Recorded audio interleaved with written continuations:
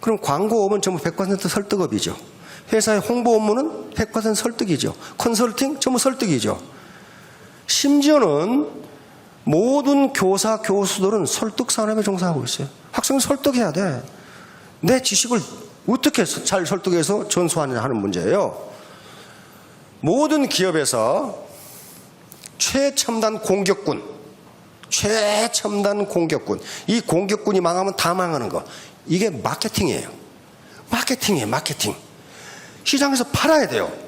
아무리 제품을 잘 만들고 디자인이 좋아도 시장에서 안 팔리면 그 기업은 망하게 돼 있어요. 그렇죠? 망하게 돼 있어요. 그거 좋으면 뭐해? 안 팔리는데. 그러면 맨 첨단 공격부대가 마케팅이에요. 마케팅을 하기 위해서는 소비자와 고객을 설득하지 않으면 안 돼요. 그렇죠? 설득해야 돼. 강제로 사게 할 수는 없어. 왜? 우리는 자본주의 시장경제예요. 강제로 어떻게? 그것은 법률 위반이에요.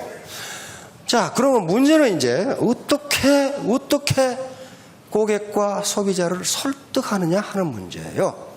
지금 네트워크 마케팅, 참 말은 근사한데 쉽게 말해서 다단계 그 말이에요. 다단계가 이렇게 국민적 인식이 나쁜 것은 뭐 때문에 그래요? 과거 이 업을 했던 사람들이 설득을 어떻게 했느냐? 허풍과 거짓말로 했다 말이에요. 허풍과. 돈 번다고 거짓말로 설득을 해서 홀라당 넘어가지고 하다가 패가망신했기 때문에 이런 속에. 그러니까 설득을 한다는 것은, 자, 오늘날에 있었던 얘기 아니에요. 지금부터 300년 전에 아리스토텔레스라는 세계 아주 인류의 최고 학자가 수사학이라는 데서 설득이라는 것을, 수사학 전체가 설득이에요. 어떻게 상대방을 내가 원하는 대로 생각하고 내가 원하는 대로 행동하도록 할 것인가, 이게 설득이에요. 그렇죠? 아리스토텔레스는 설득의 수단을 3가지로 이야기했습니다. 3가지.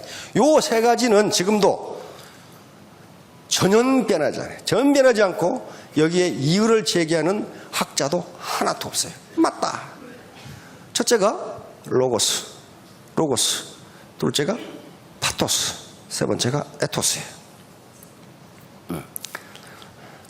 이 3개가 합해져서 설득이라고 하는 것으로 이루어집니다.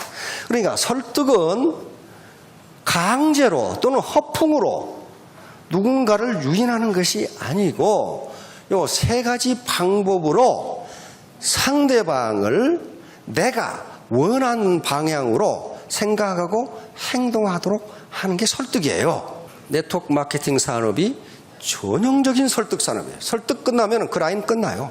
설득 실패하면 끝난다고요. 그러면 아리스토텔레스는 설득을 어떻게 할 것인가 3가지를 딱 제시했어요. 첫째가 뭐라고 그랬어요? 로고스. 이것은 논리, 합리성, 진실, 이런 얘기입니다. 여기서 로직이라는 말이 이것의 어원이란 말. 로직이 뭡니까? 논리의 논리. 논리적으로 내가 하는 말이 맞느냐 하는 거예요. 맞느냐. 이건 지식과 머리 공부와 관련됩니다. 논리적으로 설득할 수 있어야 된다는 거예요. 여긴 2가지가 있습니다. 하나는 단어의 선택이고 하나는 문법입니다. 정확한 단어를 선택해야 돼. 해모임을 설명할 수 있는 정확한 단어를 모르고 그거 말이지 뭐 물이 어떻게 시커멓게 돼가지고 있는데 그렇게 해서는 안 된단 말이에요. 그래서 그 사실을 알려고 하는 거예요. 왜? 그 정확한 용어를 알면은 설득 시간이 단축이 돼요. 그렇잖아요. 단축이 돼. 그 다음에 아무리 옳은 단어를 선택했더라도 문법적으로 말이 맞지를 않으면 설득이 되지를 않는다. 그런 말이에요. 2가지예요. 정확한 단어를 선택해야 되고 문법적으로 맞아야 돼요. 요건요, 보통 사람만 저지르는 오류가 아니에요. 꽤나 유명한 사람들도 책 써놓은 거 보면은 이걸 지금 무슨 말을 이렇게 해놨는지 모르는 사람이 있어요.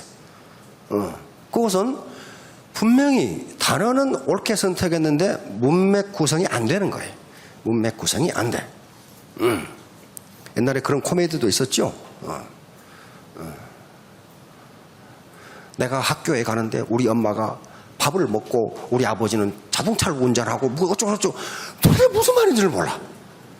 그럼 그렇게 해가지고는 안 된다는 게 바로 로고스예요. 로직.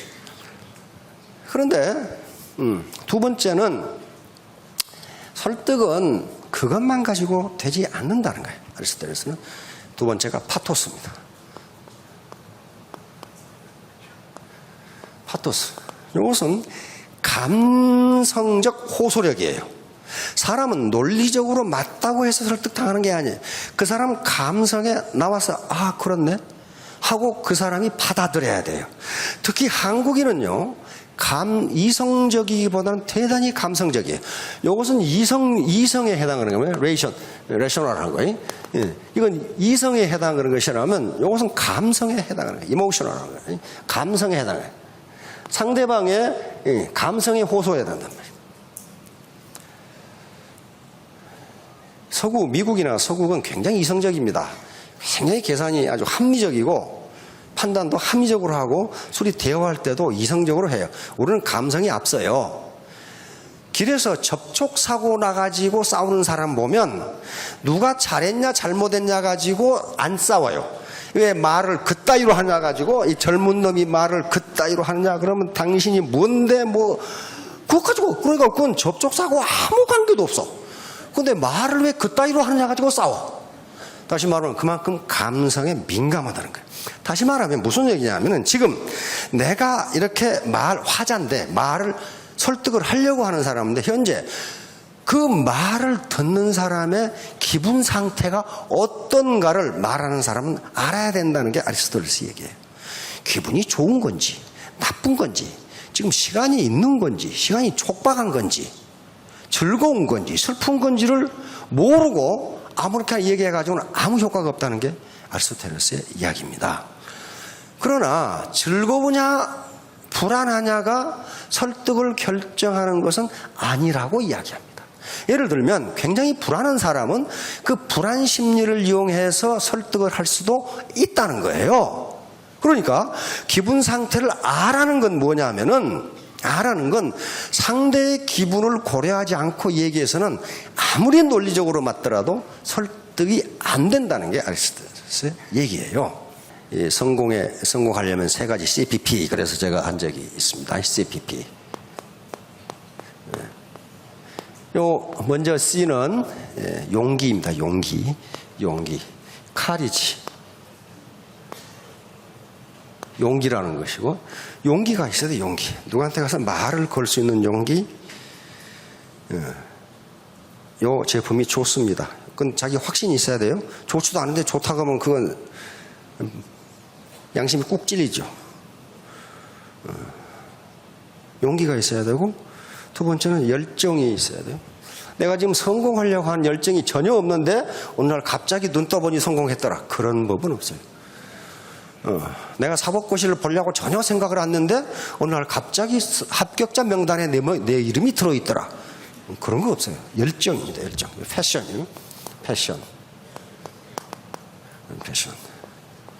세 번째는 끈기입니다. 끈기. persistence.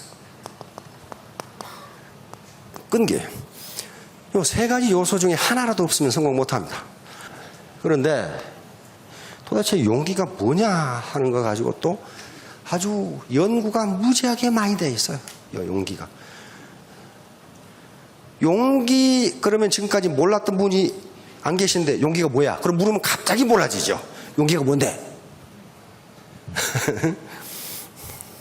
그런데 미국에 롤로 메이라고 하는 정신분석학자가 있는데 이 양반은 용기를 네 가지로 나누었습니다. 네 가지로 나누었어요. 첫째가 육체적 용기입니다. 육체적 용기. physical courage 이렇게 했네. 육체적 용기. 다시 말해 육체적 용기는 내 목숨이 이태로울 수 있는 상황에서 내 몸을 던져 무언가를 이루는 용기. 이걸 육체적 용기라고 그래.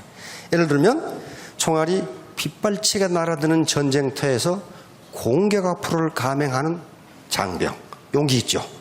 육체적 용기예요.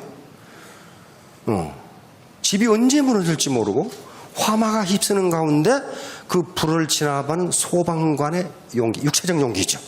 육체적 용기예요. 그런데 애터미 사업에서 육체적 용기를 발휘할 시간은 거의 없어요. 내가 죽음을 무릅쓰고 판다. 그런 거 없어. 두 번째가 도덕적 용기입니다. 도덕적 용기, 이걸 모럴 칼리지라고 부르는데, 모든 각국의 사관학교에서 길러주려고 하는 용기가 도덕적 용기예요. 웨스트포인트 이 안내서에도 웨스트포인트에서는 도덕적 용기를 기른다. 이렇게. 도덕적 용기라는 것은 옳은 것을 옳다 하고 옳지 않은 것을 옳지 않다고 말할 수 있는 용기, 이렇게 됐어요. 옳은 것을 옳다 하고 옳지 않은 것을 옳지 않다고 말할 수 있는 용기, 이게 가장 어려워요. 무지무지하게 어려워요, 이것은. 그래서 이걸 길러주려고 하는 거예요. 예를 들면 회사에서 부장이 김 과장, 그거 말이야, 이렇게 뒷구멍으로 좀 빼가지고 우리 집이랑 갖다 놔. 그러면 부장님, 그건 옳지 않습니다. 그럼 어떻게 돼요? 그 뒤부터 핍박이 오기 시작해. 진급도 안 되고 말이야. 도덕적 용기는 반드시 도덕적 용기를 발휘하는 사람에게 핍박이 옵니다. 손해가 끼죠. 손해가 와요. 그럼에도 불구하고 그렇게 하라는 거예요, 지금. 도덕적 용기. 이게 제일 어려워요. 그래서 각군 사관학교에서도 도덕적 용기를 기른다, 이렇게 됐어요. 그러니까 애터미 사업이 당신에게 손해를 끼치지 않는다라고 말할 수 있으려면 자기가 확신이 있어야 돼. 자기 확신이 없는데 그렇게 이야기할 수는 없어요. 요놈을 이용해서 내가 돈 벌어야지. 그러면 다 들통나. 세 번째는 사회적 용기라고 불렀어요. 사회적. 소셜 칼리지. 사회적 용기는 모르는 사람과도 친해질 수 있는 용기예요. 사회는 내가 아는 사람이 그렇게 많지가 않아요. 고작해야 뭐 이웃 알고 동창생 알고 친인척 아는데, 그 말고 내가 모르는 사람과도 서로 주고 커뮤니케이션을 할 수 있는 용기, 이 사회적 용기라고 불렀어요. 그래서 비즈니스를 하는데 성공하기 위해서는 반드시 사회적 용기가 필요하다고 이 사람은 지적하고 있는 거예요. 사회적 용기가 없는 사람은 어떻게 하느냐? 자기와 친한 사람끼리만 끼리끼리 모인다. 그렇게 해가지고는 아무것도 안 된다는 거예요. 사회적 용기는 내가 잘 모르는 사람과도 교류를 할 수 있는 용기. 네 번째 마지막으로 창조적 용기라고 말해요. 창조적 크리에이티브 칼리지. 크리에이티브 칼리지는 내가 옳은 것을 옳다 하고 옳지 않은 것을 옳지 않다고 얘기했는데 그걸로 끝나지 않고 그러한 새로운 패러다임을 이 조직에 심어놓고자 하는 게 창조적 용기다 그랬어요. 다시 말하면 이 다단계판이 아주 형편없기 때문에 애터미가 네트워크 마케팅의 역사를 새로 쓴다. 이게 창조적 용기란 말이에요. 그게 보통 저항이 있는 게 아니에요. 그렇게 잘 되지 않습니다. 엄청난 저항이 있어요. 그럼에도 불구하고 그것을 실천할 수 있는 용기, 이게 창조적 용기. 그러면 다단계판에도 다 이게 해당이 되겠네요. 그렇죠? 열정도 그러면 어떻게 돼? 육체적 열정이 있고, 이건 몸으로 바쁜 거예요. 몸으로 바쁜 사람은 일만 저질러 오는 사람이 많아 또. 일만. 몸으로 바쁜 사람들이 주로 조폭들이에요. 엄청 바빠. 그러면 육체적 열정이 있고 도덕적 열정, 사회적 열정, 창조적 열정이 있겠죠. 끈기도 마찬가지예요. 육체적 끈기가 있고 도덕적 끈기, 정신적 끈기가 있는 사람들이 있어요. 이건 포기하지 않아요, 사람들은. 사회적 끈기, 그 다음에 창조적 끈기. 그러니까, 그런데 이 파토스라는 덕목은 페이션스, 다시 말하면 끈기와도 관계가 있답니다. 열정인데, 열정이 주연자의 물끝을 하다 식어버리면 아무 소용이 없다는 거예요. 그게 페이션스, 끈기 있게 열정을 하는 경우에 설득이 된다는 거예요. 열정을 바라는 거예요. 자, 세 번째는 이제 에토스입니다. 에토스. 요것은 현재 윤리라고 하는 에틱스의 어원입니다. 에틱스. 요것은 아무리 그 사람이 논리적으로 얘기하고 아무리 그 사람이 감성을 자극해서 눈물이 나게 만들어도 그 말하고 있는 그 사람을 인격적으로 믿을 수 없다면 설득은 되지 않는다 그 말이에요. 아리스토텔레스가 한 얘기예요. 다시 말하면 에토스는 뭐냐 하면은 그 사람의 품성과 인격으로부터 우러나오는 인간적 신뢰감, 이걸 에토스라고 그래요. 그러니까 이게 가장 중요하다.